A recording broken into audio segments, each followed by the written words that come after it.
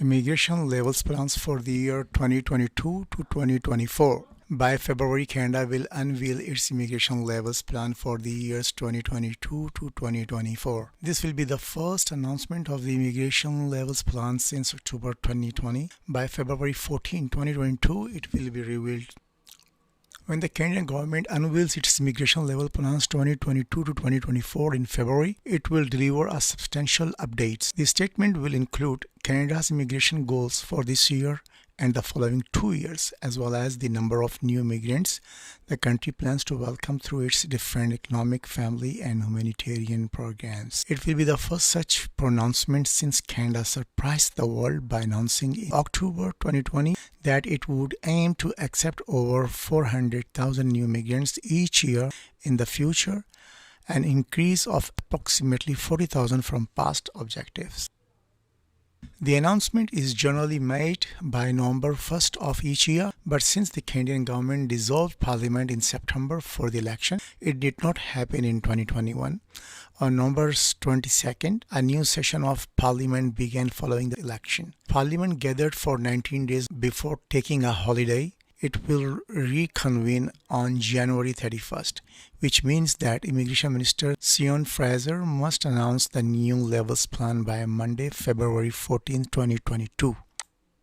It's worth noting that the Canadian government will very certainly present a second-tier plan before November 1st this year. The immigration level plans 2023 to 2025 will be announced as scheduled, with the exceptions of the extremely unusual possibility that the Canadian government decides to call an election for the second year in a row. Immigration, Refugees and Citizenship Canada (IRCC) expects to welcome 411,000 new permanent residents to Canada this year under the current immigration level plans 2021 to 2023. The Immigration and Refugee Citizenship of Canada (IRCC) met its objectives of landing 401,000 immigrants in 2021, the largest number in Canadian history. IRCC met the goals last year, despite the adverse pandemic environment, by focusing on converting temporary residents to permanent status in Canada.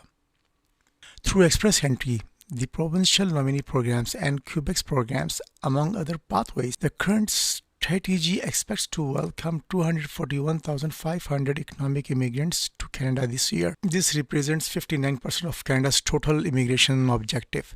Through the Spouses, Partners and Children programs and the Parents and Grandparents program, IRCC hopes to welcome 103,500 family class immigrants. This represents 26% of the IRCC's immigration objectives. The remaining 66,000 newcomers will be accepted to Canada on humanitarian and compassionate grounds, accounting for 15% of the total immigrant objectives.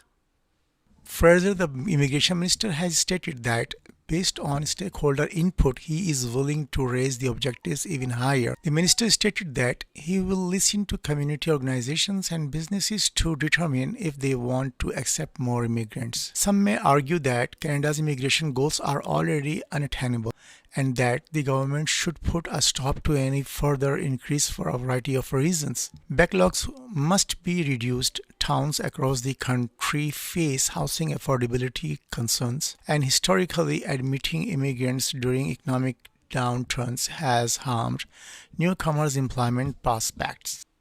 Supporters of higher levels, on the other hand, may claim that greater levels are necessary to promote Canada's post-pandemic economic and budgetary recovery, as well as to ease labor shortages. Higher objectives can also be justified on the basis that they will help IRCC eliminate its backlogs faster. Furthermore, in order to meet the government's aim of resettling 40,000 Afghan refugees, greater targets may be required.